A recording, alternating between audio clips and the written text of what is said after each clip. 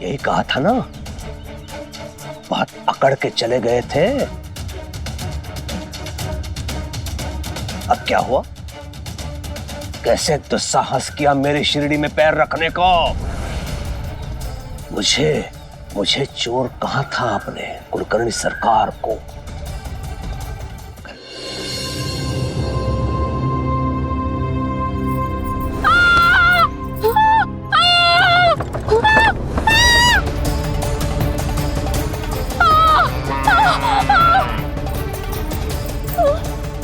क्या हुआ? हमें आपकी मदद की जरूरत है। अचानक से प्रसव पीड़ा शुरू हो गई है। तो आप देर क्यों कर रही हैं? इसे जल्दी से अंदर लेकर आइए। अहो, आप जल्दी से जाकर दाई माँ को बुला कर लाइए। माँ, आई कुछ कीजिए ना। चिंता मत कीजिए, सब ठीक हो जाएगा। भगवान पर भरोसा रखिए। आप इसे जल्दी अंदर लेकर आइए, मैं पानी गर्म करने रखती हूँ। हाँ ठीक है। थोड़ी सब ठीक हो जाएगा बेटा। चलो।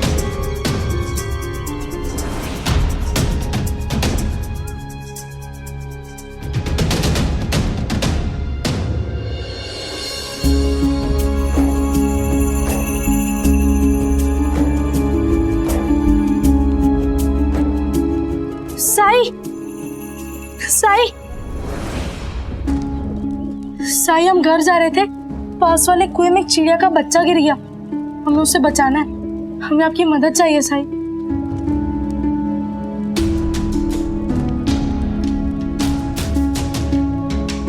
चलो।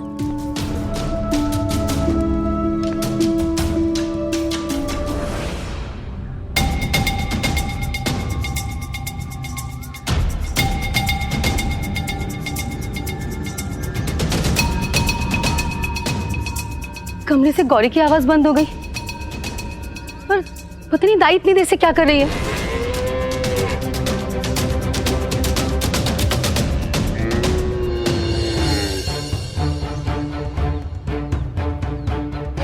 आइए साई।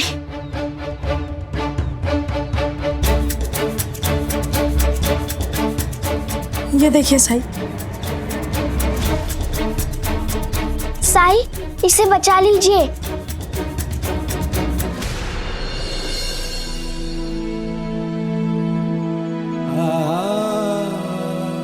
क्या हुआ है? बेटी हुई है।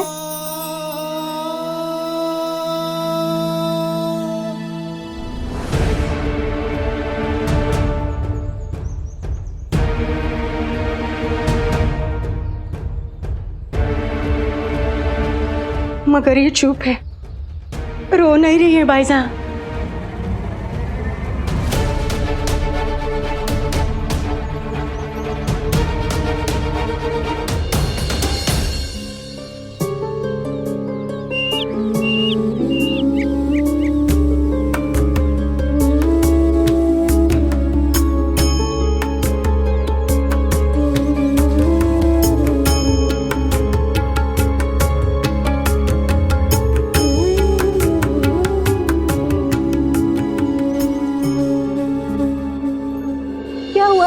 क्या हुआ है मेरी बेटी को? हाँ? इसका बदन इतना ठंडा क्यों है? क्या हुआ है मेरी बेटी को? हाँ? बोलिए ना। उठो मेरे बच्चे, आंखें खोलो, आंखें खोलो। क्या हुआ है मेरी बेटी को? वो बताइए।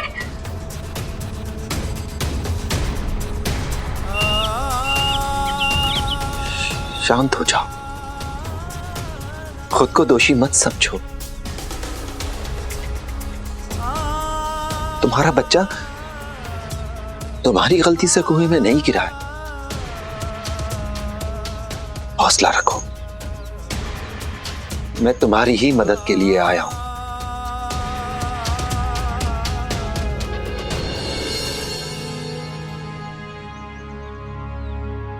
साई,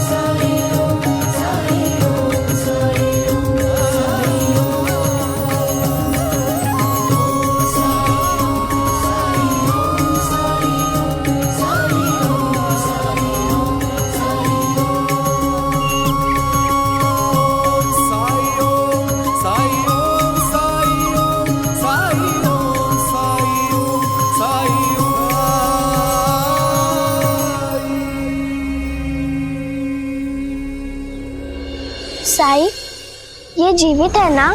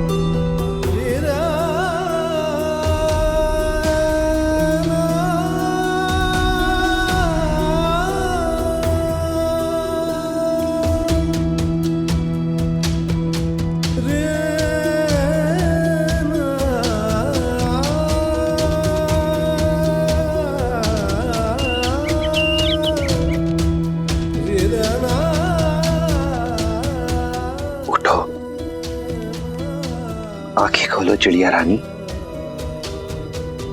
तुमने जीने के लिए जन्म लिया है।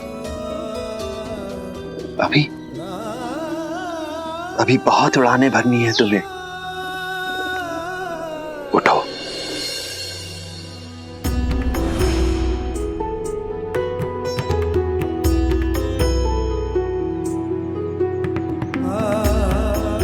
बेटी, बेटी आंखें खोलो, आंखें खोलो बेटी।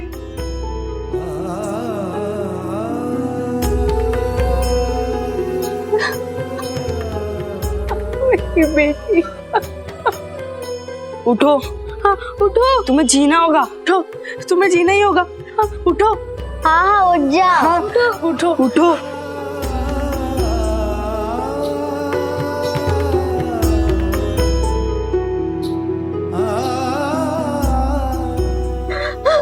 बाबा, अरे इसका शरीर नीला पड़ता जा रहा है।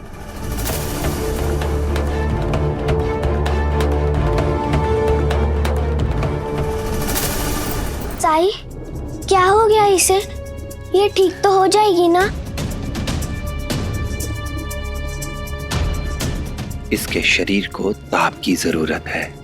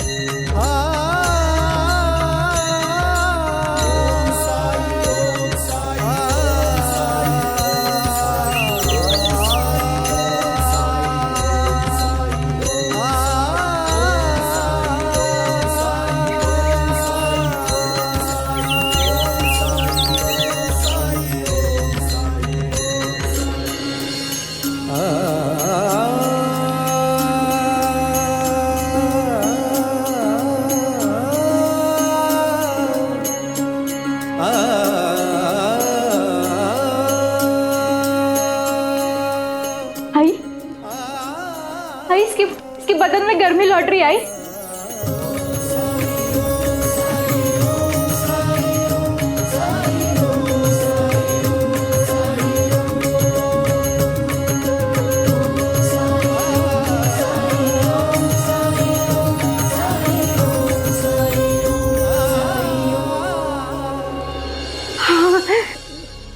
हालत बहुत नाजुक है। पैदा होने के बाद से बच्चे अभी तक रोए भी नहीं। इसे इलाज की जरूरत है। इसे वैद्य के पास ले जाइए।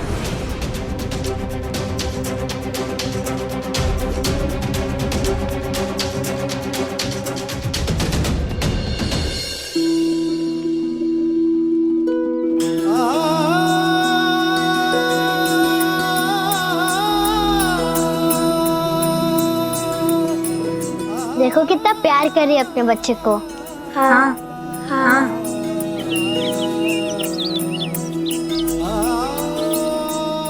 साई, अब सब ठीक हो गया ना? नहीं लक्ष्मी, अभी खतरा टला नहीं है।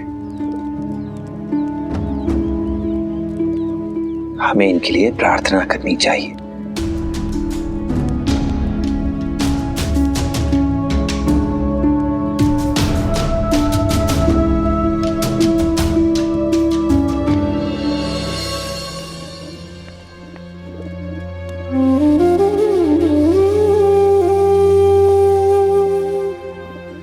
ईश्वर, इस बच्चे के प्राणों की रक्षा कीजिए।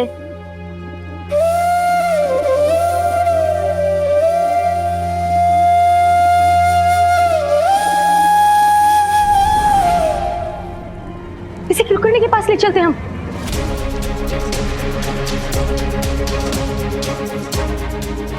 कुलकर्णी,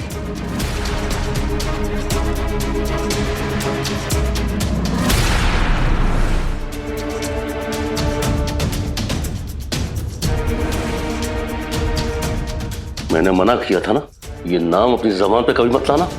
मैं सारी जिंदगी उस भ्रष्ट आदमी का मुंह नहीं देखूंगा। क्यों नहीं जाएंगे? दामाद है वो आपका।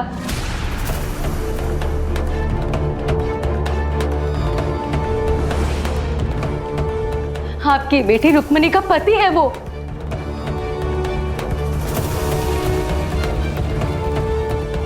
मेरी बेटी मेरे लिए कब की मर चुकी है।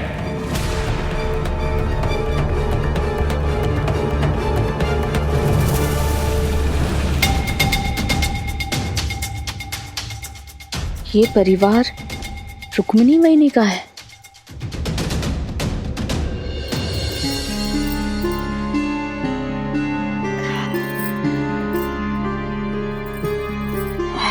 क्या हो रहा है मुझे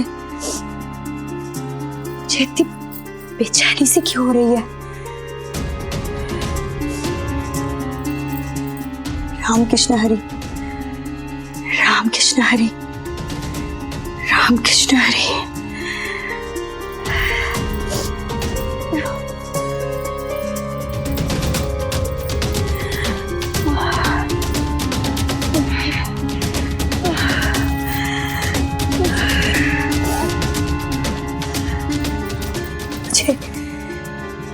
मुझे ऐसा क्यों लग रहा है कि मेरी तबीयत खराब होने वाली है। सरकार तो नए गांव का प्रभार लेने और संबंधी कार्यों को पूरा करने गांव से बाहर गए हैं। पता नहीं कब तक लौटेंगे, लेकिन तब तक मैं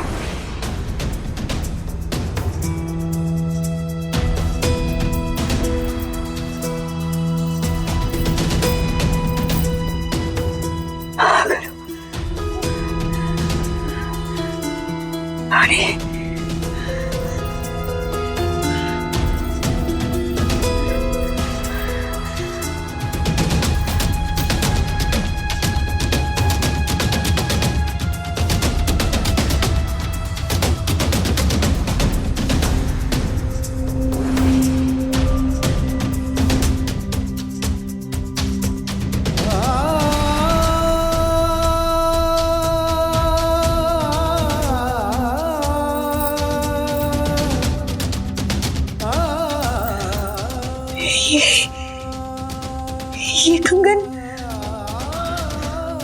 ये तो मेरे भाई का दिया हुआ कंगन है।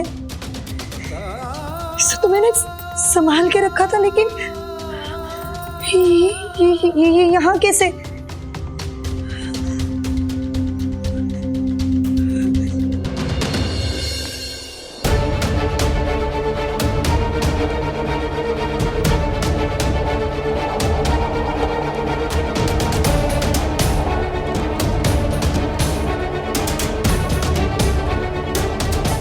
बहुत देर कर दी आने में।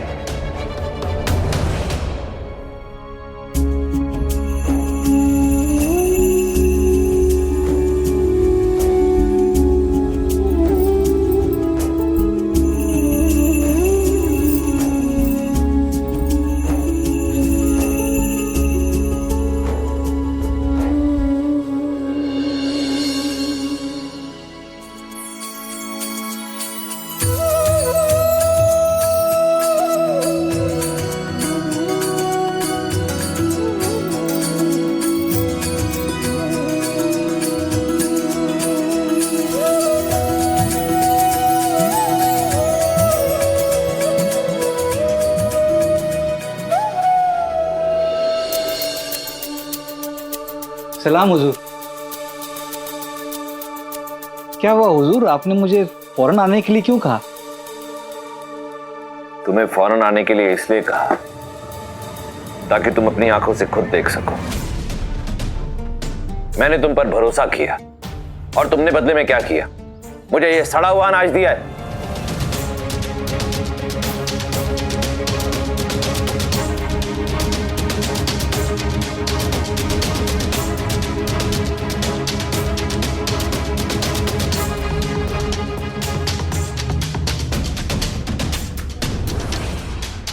ये नहीं नहीं,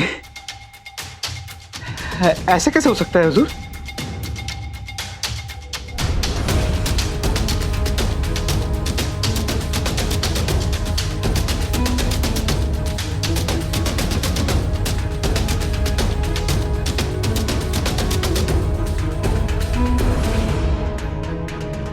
खुदा कसम हुजूर, मैं सच कह रहा हूं, जब मैंने आपको अनाज दिया था तो ये ऐसा नहीं था। मैंने खुद अपने आंखों के सामने बोरियों में अनाज डलवाया था। ये अब ऐसे कैसे? ये बताओ कि मैं तुमसे अनाज खरीद रहा हूं, इस सौदे के बारे में तुमने किसी से बात की थी? बिल्कुल नहीं हुजूर, बिल्कुल नहीं। तुम्हारा कोई दुश्मन है? हुजूर ये शिरडी है, यहाँ कौन मेरा बुरा चाहेगा? कोई ऐसा हो सकता है जिसे तुमसे ईर्ष्या हो, जो ना चाहता हो कि तुम उससे ज्यादा तरक्की कर जाओ? नहीं नहीं हुजूर, ऐसा कोई नहीं है यहाँ। सुल्तान,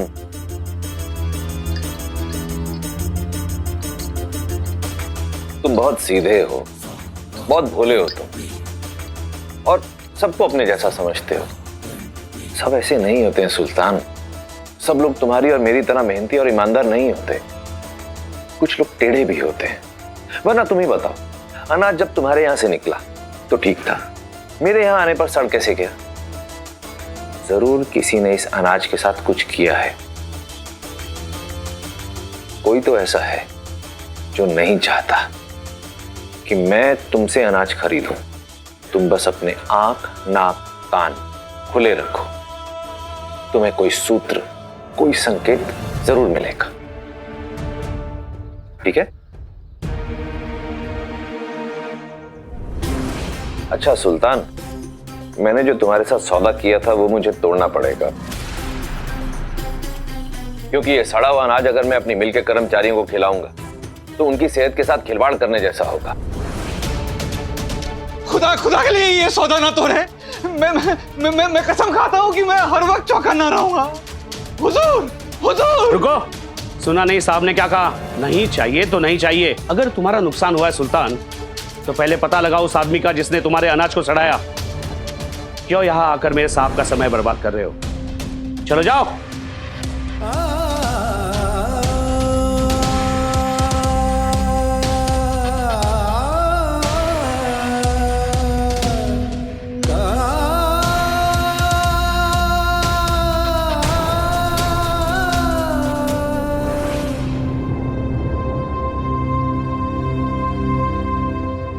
मुझे पता नहीं था कि आप कुलकर्णी सरकार के ससुर हैं।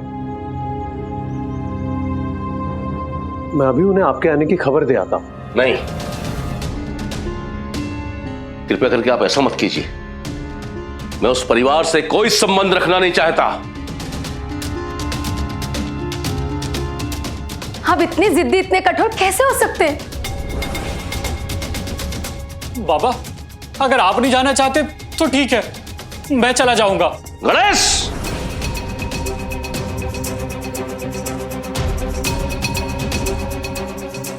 बाबा, शायद आप भूल रहे हैं कि वो मेरी औलाद है, मेरी बेटी है, और मैं उसे कुछ नहीं होने दूंगा।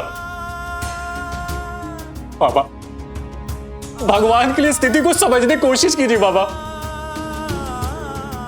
अगर ये कोई अन्य अवसर होता तो मैं मान जाता।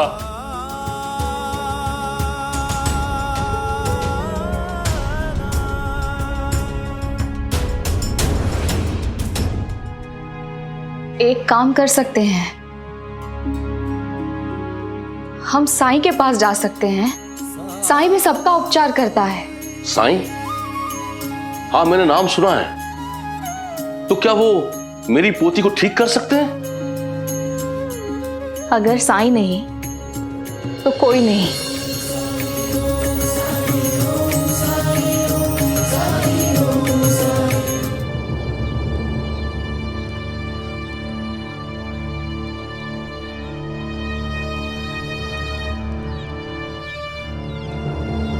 साईं, ये ठीक तो हो जाएगी ना? साईं, जल्दी कुछ करो। साईं, मेरी बेटी ठीक तो हो जाएगी ना? साईं, कुछ तो बोले। साईं, जवाब दीजिए साईं। रुकिए साईं, साईं रुकिए। आप कहाँ ले जा रहे मेरी बेटी को?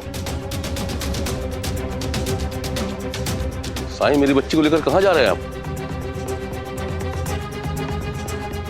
अगर इलाज नहीं करना था तो मना कर देते। रिश्ता लेकर जाना। बड़ा नाम सुना था आपका, नाम बड़े और दर्शन छोटे। हमें यहां की भी निराशा ही हाथ लगी। आओ, शांत हो जाइए। शांत नहीं रहूंगा मैं। हमसे बिना पूछे आप नवजात शिशु को ले जा रहे हैं। एक बार भी सोचा आपने इसकी मां पर क्या असर होगा? अरे उसे तो यह भी नहीं पता कि बच्चे किस हाल में है। ईश्वर ना करे इस बच्चे की हालत बिगड़ जाए तो उसकी मां की हालत क्या होगी, जिसने अपने पेट पर रखते उसको पोसा और दर्द सह के जन्म दिया। एक बार भी ख्याल आया आपको? एक बार भी एहसास हुआ आपको कि आप बच्चे को दूर ले जा रहे हैं, उससे अलग कर रहे हैं? आपको उस मां की बहुत चिंता है जिसने अपनी बच्ची के साथ कुछ पल बिताए। अच्छी बात है, पर श्रीपाद जी, उस मां का क्या जिसने अपने बच्चे को 1 साल तक पाला हो और एक इंसान की जिद की वजह से उसे ऐसी स्थिति का सामना करना पड़ गया। बताइए क्या बीती होगी उस मां पर जिसके सामने पिता या पुत्र, किसी एक को चुनने का विकल्प रखा गया होगा। बोलिए।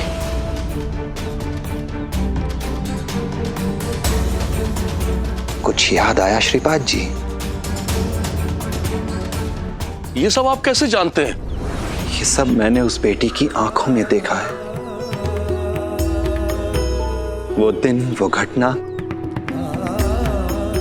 वो आज भी भूल नहीं पाई है। वो मंजर अक्सर उसकी आंखों में घूम जाता है।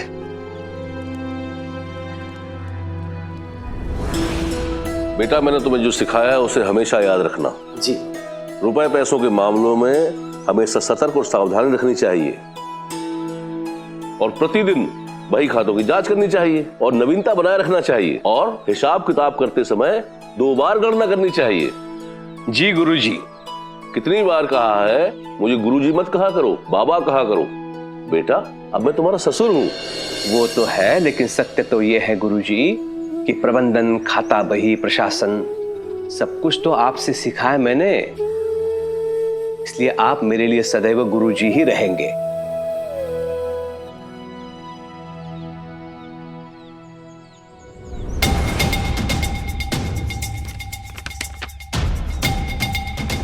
बाबा, मैं ये कह रहा था कि रुक्मिणी को यहाँ से ले जाने के बजाय आप लोग यहाँ रुक जाते कुछ दिन, तो मुझे भी अवसर मिलता आप लोगों के साथ समय व्यर्थ करने का।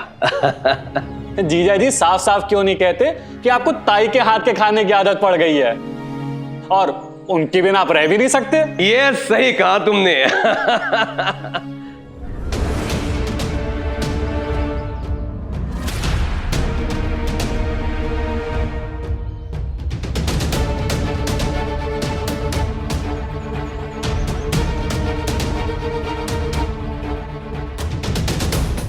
बाबा, आप यहाँ भी काम लेके बैठ गए। अब आराम कीजिए ना थोड़ी देर। आपकी बेटी रुष्ट हो जाएगी और बाद में ताना मारेगी कि पिताजी आए, आपने आतिथ्य करने के बजाय उन्हें काम पे लगवा दिया।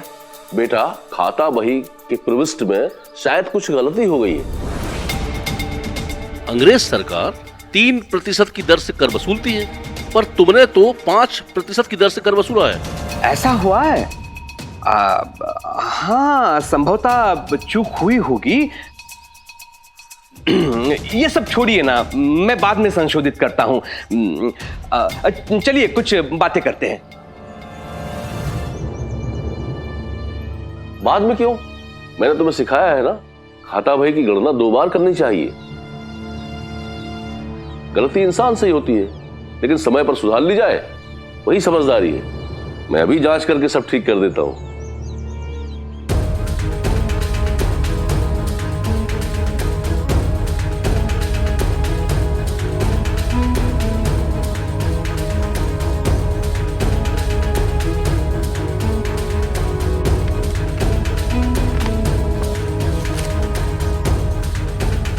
बेटा, अंग्रेज सरकार 3% की दर से कर वसूलती है और तुमने तो 5% की दर से कर वसूला है।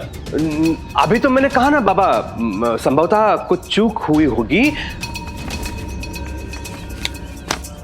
गलती एक बार होती तो मैं समझता, पर इसमें तो सबसे 5% की दर से कर वसूला गया है। ये सब क्या है? 2% अतिरिक्त कर मैंने अपनी ओर से लगाया है।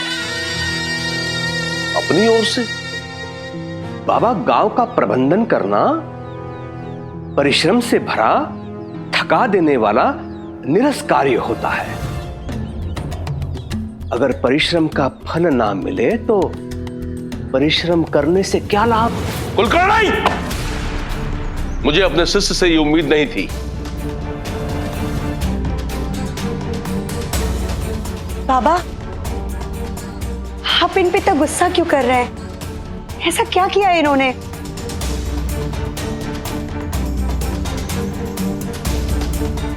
कई लोगों ने मुझसे कहा कि तुम्हारा दामाद शिरडी का सबसे भ्रष्ट आदमी है, पर मैंने इस बात पर कभी ध्यान नहीं दिया, क्योंकि मेरा यह मानना था कि मेरे दामाद होने से पहले वो मेरा शिष्य है, वो ऐसा कभी नहीं कर सकता। आज मालूम हुआ कि वो सब सही थे और तुम्हारा पति गलत, ये भ्रष्ट है। भोले भाले ग्रामीणों से अतिरिक्त कर लेकर ये अपनी तिजोरी भर रहा है।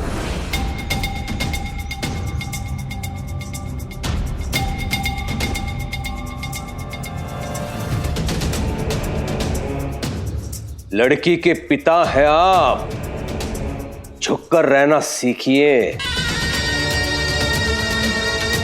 मेरी बदकिस्मती थी कि तुम जैसे भ्रष्ट को अपनी बेटी दी।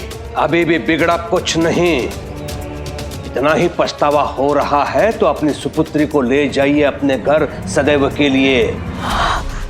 ओह,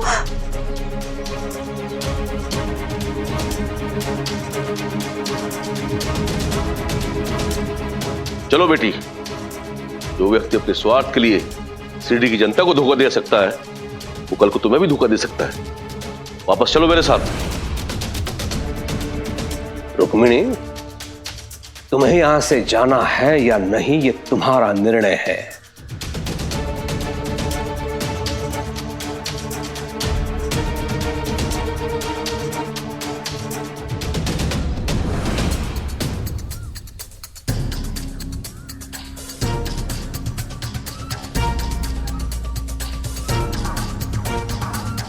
लेकिन मेरा बेटा केशव मेरे पास रहेगा, ये मेरा निर्णय है।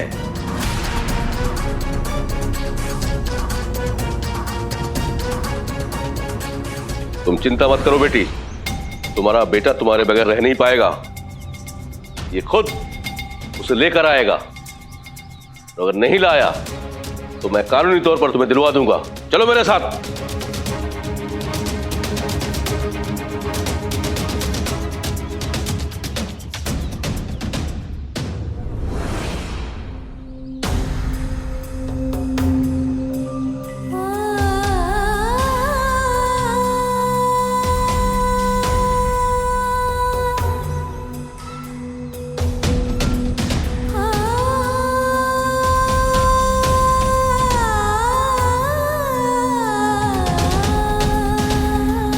बाबा,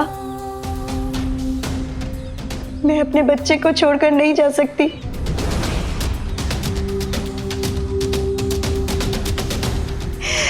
एक दिन तो क्या, एक पल भी इसके बिना नहीं रह सकती।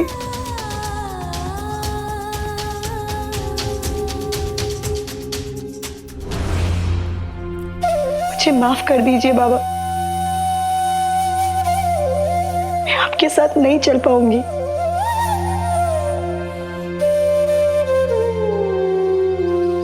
अपने पति के अपराध में उसका साथ देने का फैसला किया है तुमने।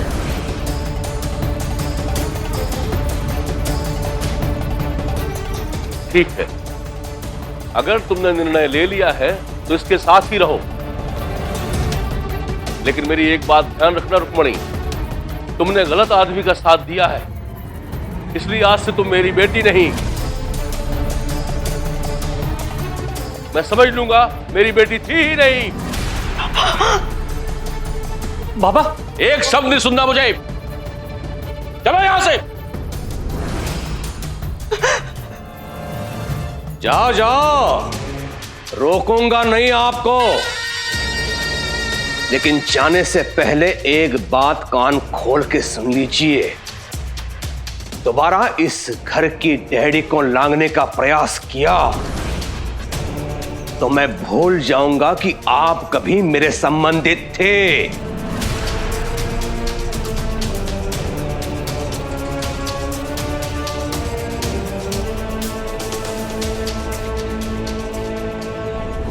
धिक्कार है तुम पर, तुम्हारी ड्योढ़ी पर तो क्या, मैं कभी शिरडी की जमीन पर पैर नहीं रखूंगा। ये श्रीपाद जोशी का वादा है, ये श्रीपाद जोशी का वादा है। चलो।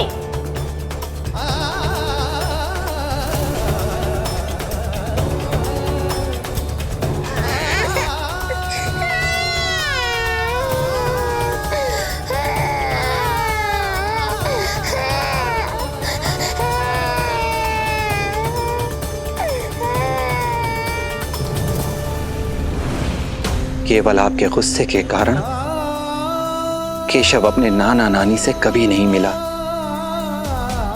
सच तो यह है कि उसे पता ही नहीं कि उसके नाना नानी है भी या नहीं।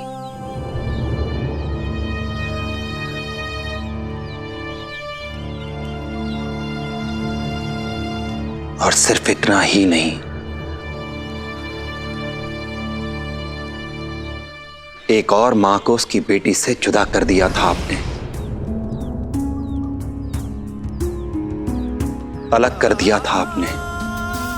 सिर्फ आपकी वजह से आपकी पत्नी सावित्री ने अपनी लाडली बेटी रुक्मिणी को पिछले 8 साल से नहीं देखा है। जानते हैं आप,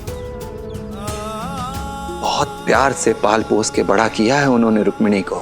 ये सब आपको रुक्मिणी ने बताया? साई को कुछ भी बताने की जरूरत नहीं होती।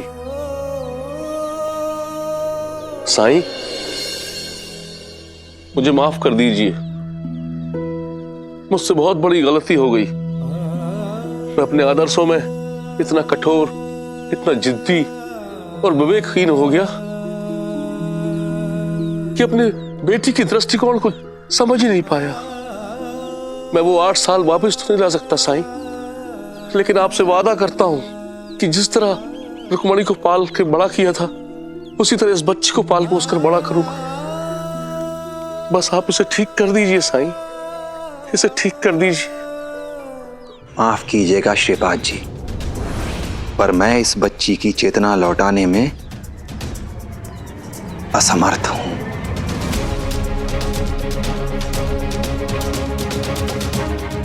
केवल एक ही व्यक्ति है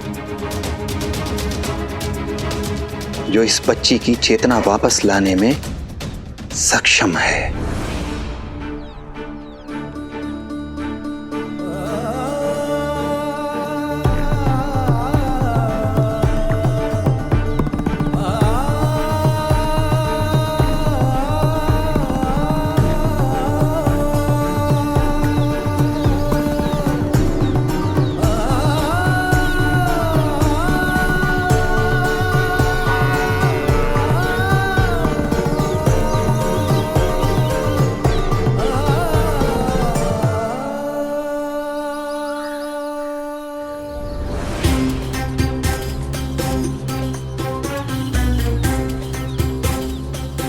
सुनो, ये हरिभाव का कुर्ता है, इसे पहनना है तुम्हें।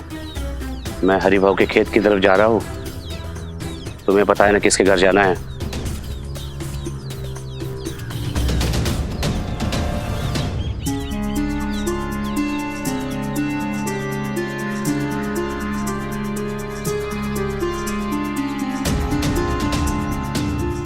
साईं, हम यहां क्यों आए हैं? आप लोगों से विनती है कि आप लोग थोड़ी देर यहीं रुकिए।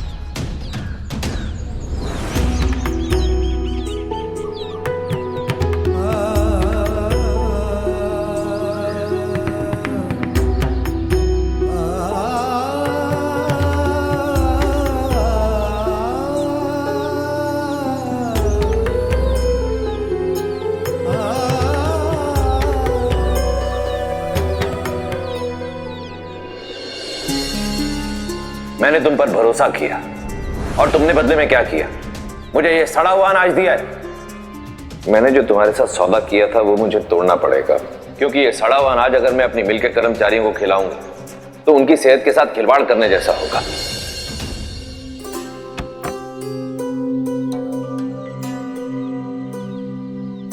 अरे ऐसे गुमसुम क्यों बैठे हैं आप?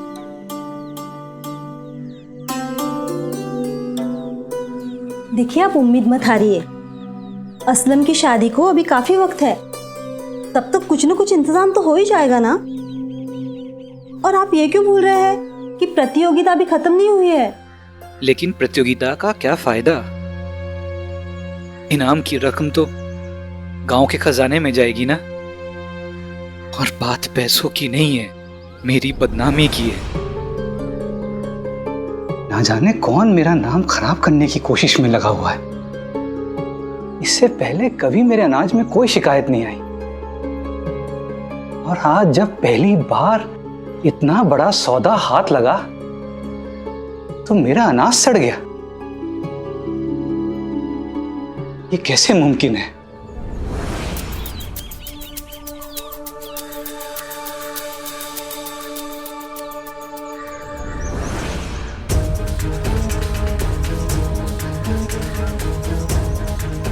कहीं किसी ने जानबूझकर मेरे अनाज में कुछ मिला दिया हो।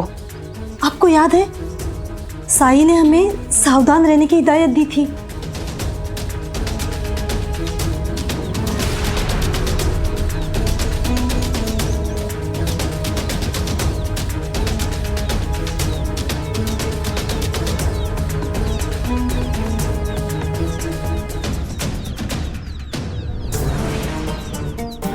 अब भरोसा रखिए, सब ठीक हो जाएगा।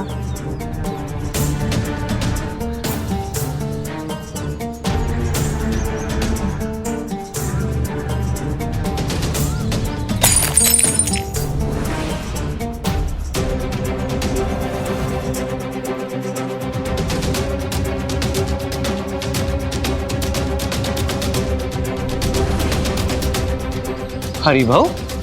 क्या? हाँ, वो हरिभाव था, लेकिन वो अंदर क्यों नहीं आया? कोई और होगा, आपको गलतफहमी हुई होगी। अरे नहीं बेगम, उसने वही कुर्ता पहन रखा है जो पिछली दिवाली में मैंने उसे तोहफे में दिया था। जब वो यहाँ तक आया तो बगैर मिले ही क्यों चला गया? आखिर वो यहाँ क्यों आया था?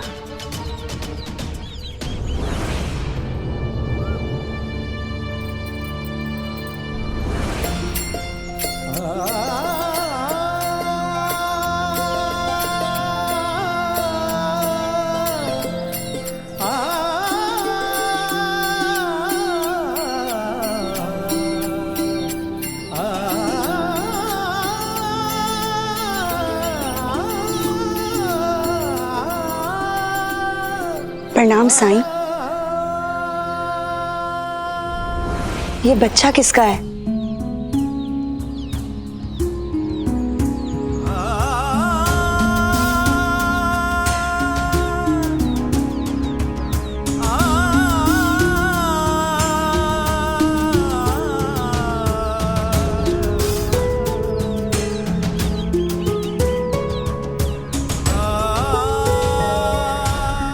साईं, ये बच्चा कौन है?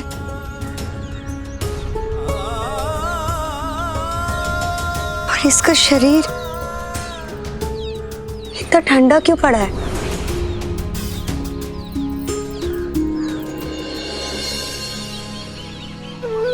कौन हो तुम? तुम्हें देखकर मुझ में इतना अपनापन क्यों मर रहा है?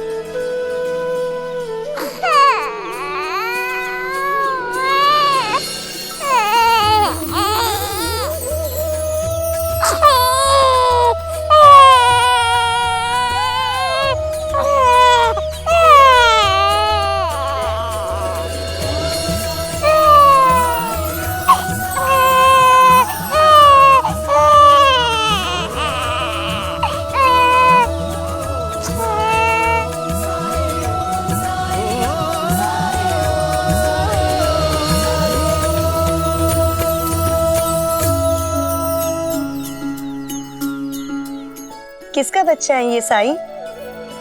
मेरा।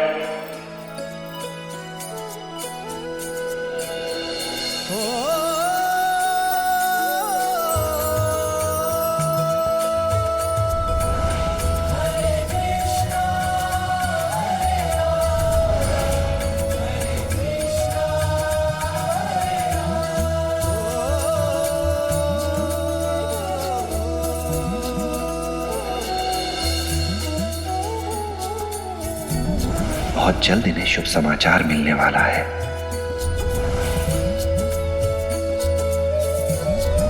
उसके बाद इनकी दुनिया खुशियों से भर जाएगी।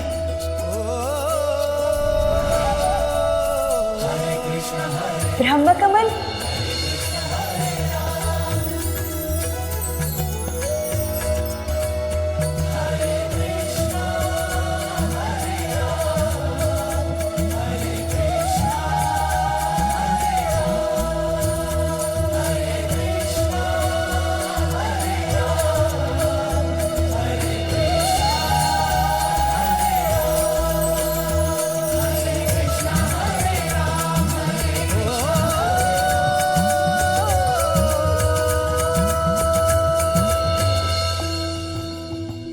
ये मेरी बेटी है ताई।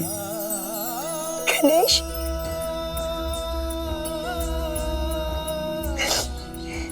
तुम पिता बन गए।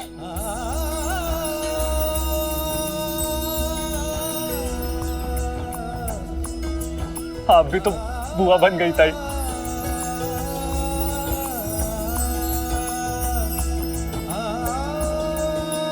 तभी इसे लेते ही ऐसा लगा जैसे मेरा इससे कोई नाता है। याद है तुम्हें, मैं तुमसे हमेशा कहा करती थी कि जब तुम्हारी शादी होगी और उसके बाद जब तुम पिता बनोगे तो मैं तुम्हारे बच्चे को पालूंगी। और तुम हमेशा गुस्सा हो जाते थे और कहते थे, अच्छा ताई, फिर मेरी बीवी का क्या होगा? आप सच ही कहती थी ताई। इसे जन्म तो गौरी ने दिया है, लेकिन जीवन आपने दिया है।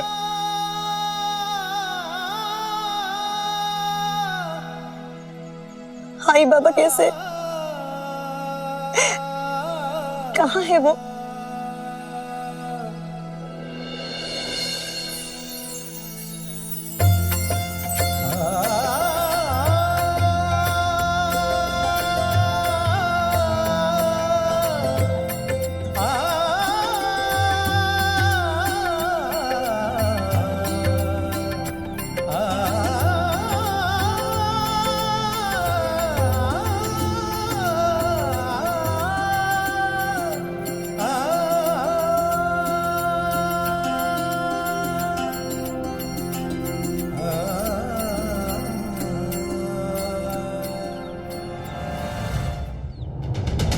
अपने पति के अपराध में उसका साथ देने का फैसला किया है तुमने, लेकिन मेरी एक बात ध्यान रखना रुक्मणी, तुमने गलत आदमी का साथ दिया है, इसलिए आज से तुम मेरी बेटी नहीं। मैं समझ लूंगा मेरी बेटी थी ही नहीं। पता नहीं बाबा अब भी मुझसे गुस्सा है या माफ कर दिया है उन्होंने मुझे। जो भी हो, मैं जरूर मिलूंगी उनसे।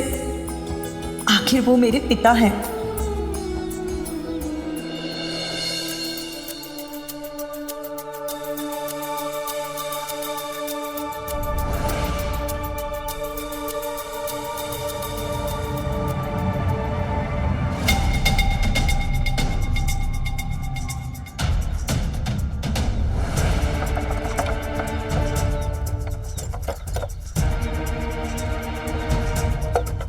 ये तो केशव के पिताजी की गाड़ी है।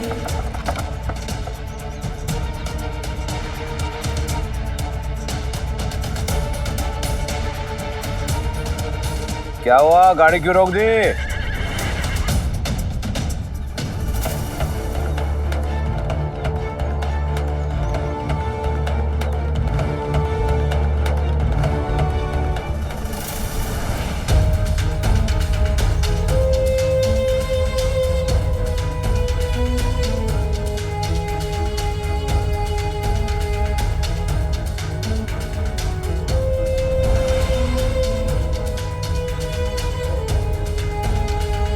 सुल्तान के मन में संशय के बीज तो बो ही चुका हूं, अब बारी हरिभाव की है।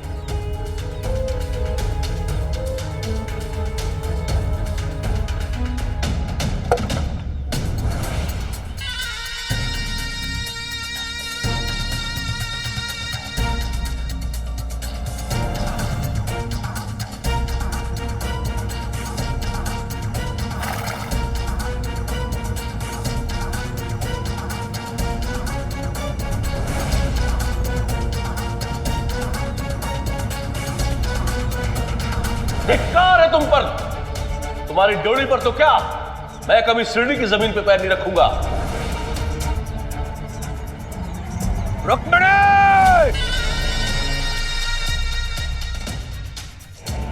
हरिओम।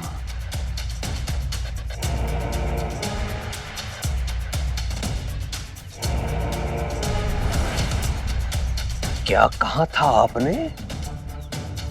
इस घर की टहडी क्या इस शिरडी में अपना पैर नहीं रखूंगा, ये वादा है श्रीपाद जोशी का। यही कहा था ना, बात अकड़ के चले गए थे। अब क्या हुआ? कैसे दुस्साहस किया मेरी शिरडी में पैर रखने को? मुझे चोर कहा था आपने, कुलकर्णी सरकार को। घर के स्वामी की अनुपस्थिति में उसके पीठ पीछे घर में प्रवेश करने वाले चोर होते हैं। अब आप बताइए चोर कौन है, मैं या आप?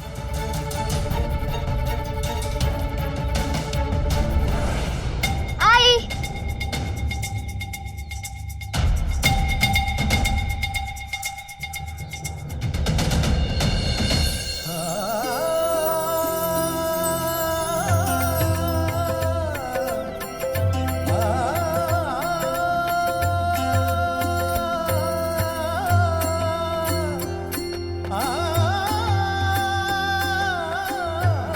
रुक जाइए।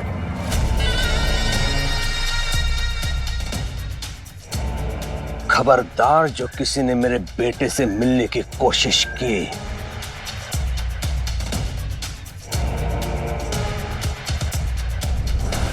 ये सब लोग कौन है और बाबा इनके साथ इतना बुरा व्यवहार क्यों कर रहे हैं? अभी के अभी सब यहां से निकल जाओ, वरना मैं शिरडी के बाहर फेंकवा दूंगा तुम लोगों को। और ये कुलकर्णी सरकार का वादा है, और कुलकर्णी सरकार कभी अपना वादा तोड़ते नहीं है।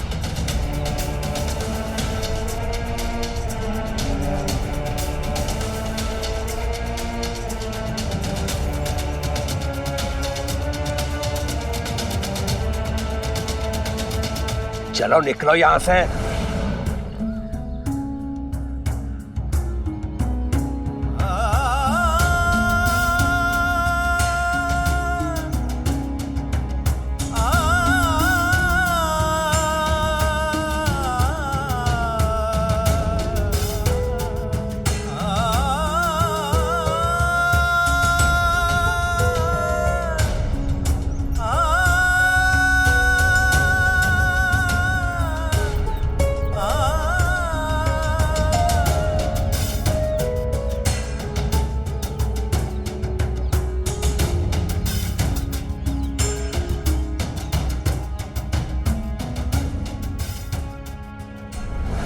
जोशी जी शिरडी में क्या कर रहे हैं और ये कुलकर्णी सरकार उन पे चिल्ला क्यों रहे हैं?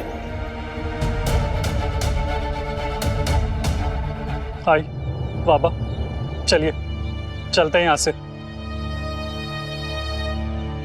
नमस्कार जोशी जी।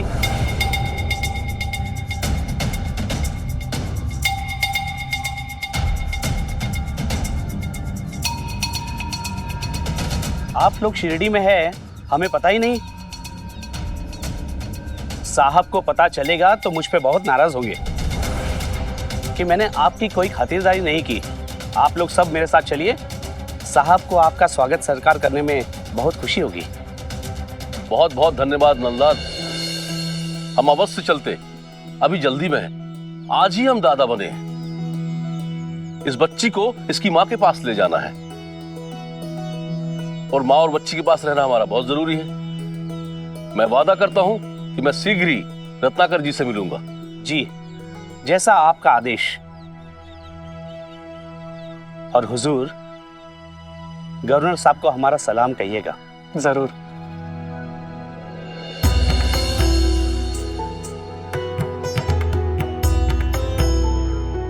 साईं, आपने कहा था शुभ समाचार मिलेगा, मिला, लेकिन आधा अधूरा। आप मुझे यहाँ तक लेकर आने के बाद बीच मझधार पर क्यों छोड़कर चले गए साईं? अगर मुझे मेरे आई बाबा भाई से आपने मिलवाया है तो अब उनसे मुझे दूर मत कीजिए। मदद कीजिए साईं, मदद कीजिए।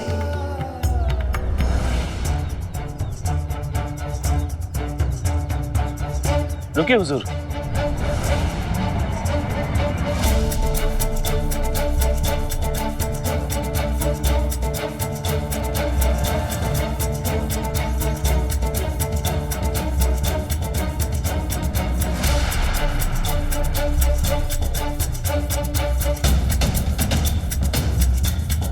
ये आपका पहचान चिन्ह।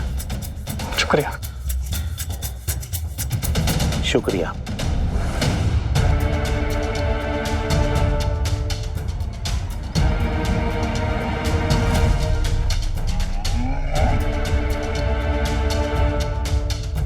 हरिओम। ये विशेष चिन्ह तो अंग्रेज सरकार के विशेष अधिकारियों के पास होता है। इसका अर्थ यह है कि गणेश गवर्नर साहब के लिए काम करता है। ये रुक्मिणी का छोटा भाई इतने बड़े पद पर।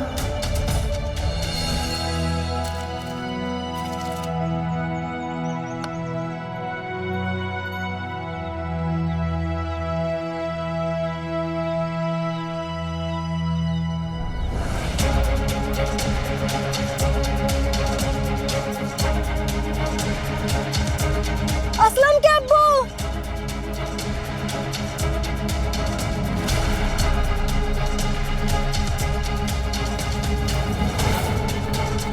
या खुदा,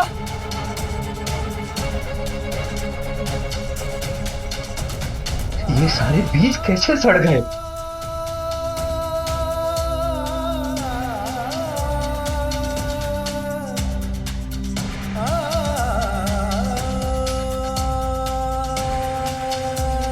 सारे बीज सड़ गए। आज मैं इन्हें बोने वाला था, अब बेगम मैं क्या बोऊंगा? लेकिन ये सब कैसे हो गया? तुम्हारा कोई दुश्मन है? यहाँ कौन मेरा बुरा चाहेगा? कोई ऐसा हो सकता है जिसे तुमसे ईर्ष्या हो, जो ना चाहता हो कि तुम उससे ज्यादा तरक्की कर जाओ। अब मुझे भी यकीन होने लगा है, रत्नाकर जी सही कह रहे थे। कोई है जो मुझसे जलता है और जिसने जानबूझकर ये सब किया है। लेकिन ऐसा कोई क्यों करेगा? शायद उसका इरादा ये था कि रत्नाकर जी के साथ जो मेरा सौदा हुआ वो टूट जाए। इस मकसद में वो कामयाब भी रहा। अब और क्या चाहता है वो मुझसे? देखो, बीज भी सड़ गया। अब बेगम मैं असलम का निकाह कैसे करूंगा? लेकिन ऐसी साजिश कौन कर सकता है? वही तो सोचने वाली बात है। कल शाम तक सब कुछ ठीक था और अचानक ये। इसका मतलब कल शाम को कोई आया था यहाँ।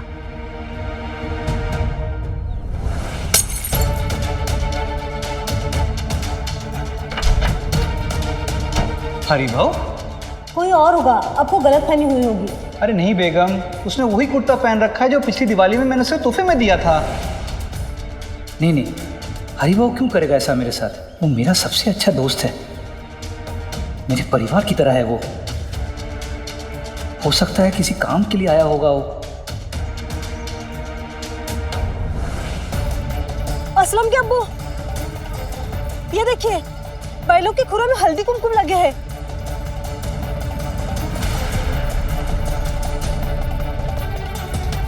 कल तो हरिभाव खेत में ले गया था बैलों को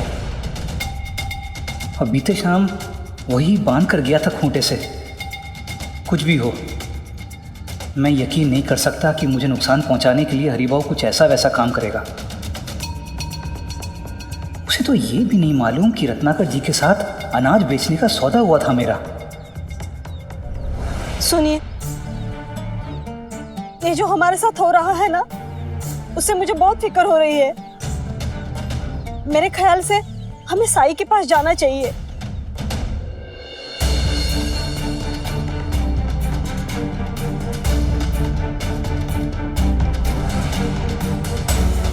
कहीं ऐसा तो नहीं कि जब मैं साई से सौदे के बारे में कह रहा था तो उस वक्त हरिभाव ने सुन लिया हो?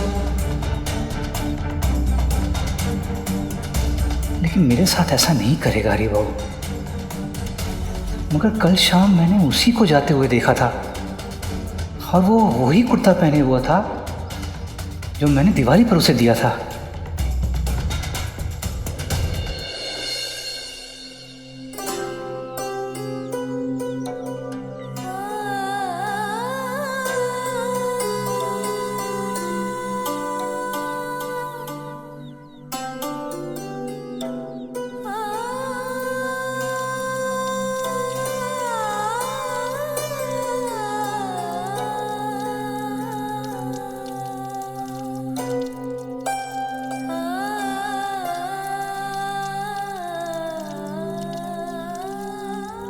किसका बच्चा है ये साई? मेरा।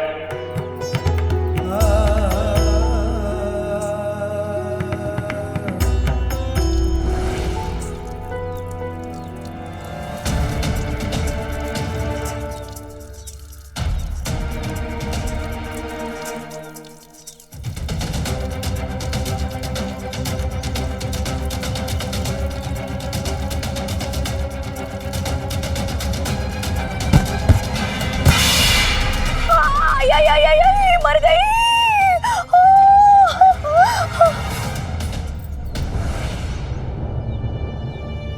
चियोताई, चियोताई कैसे गिरी आप? आपको चोट तो नहीं लगी? दूर रहो। एक तो जानबूझकर पानी गिरा है मुझे गिराने के लिए, और ऊपर से पूछ रहे हो चोट तो नहीं आई? नहीं, गलती से गिरा होगा। मैं जानबूझकर ऐसा क्यों करूंगी चुताई? हाँ, जानबूझ के नहीं गिराया। आई, ध्यान तो है नहीं तुम्हारा। अगर होता तो समझ में आता कि क्या कर रही हो तुम।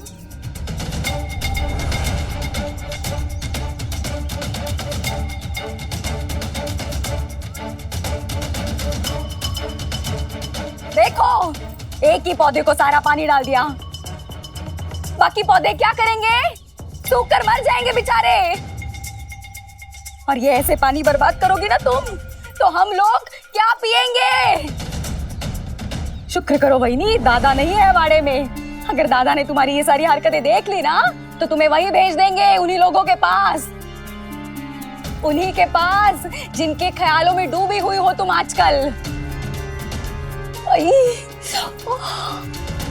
कहीं आई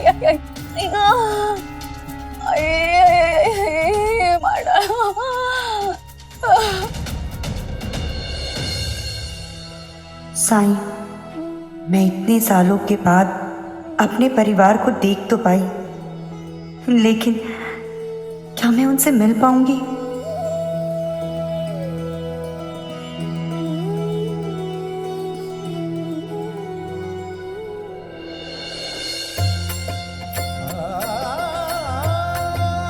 आपने मेरी बेटी को नया जन्म देकर मुझ पे बहुत उपकार किए हैं साई, बहुत बहुत धन्यवाद। राम जी भला करे। बस हम निकलने ही वाले थे साईं, फिर मैंने सोचा कि जाने से पहले आपसे मिलता चलूं। मैंने सपने में नहीं सोचा था कि इस जिंदगी में शिरडी में कदम रखूंगा, लेकिन मेरी नियति में आपसे मिलना लिखा था। आपने मेरी आंखें खोल दी साईं। अब तक मैं अपनी जिंदगी गलत धारणा से जी रहा था। मैंने अपनी बेटी को भी गलत समझा। मेरी गलतियों की वजह से उसने बहुत दुख झेला, जबकि वो अपना धर्म निभा रही थी। मैंने अधिकार जताकर उसे उसके मायके वालों से दूर रखा। मैंने ये बिल्कुल नहीं सोचा कि मेरी जिद के कारण उसे कितना दुख हुआ होगा। कल जब मैंने रुक्मणी को देखा तो उसकी आंखों में बहुत पीड़ा थी साईं। मैंने उसे उसकी आई, भाई और बाबा से दूर रखा। आपके कारण 8 साल बाद मैं अपनी बेटी से मिल पाया, पर अफसोस कि उसे सीने से नहीं लगा पाया, उससे बहुत सारी बातें नहीं कर पाया, उससे माफी नहीं मांग पाया। पानी में लाठी मारने से पानी तो अलग नहीं हो जाता श्रीपाद जी, और विरह की पीड़ा जितनी गहरी होती है, मिलन भी उतना ही सुखदायी होता है।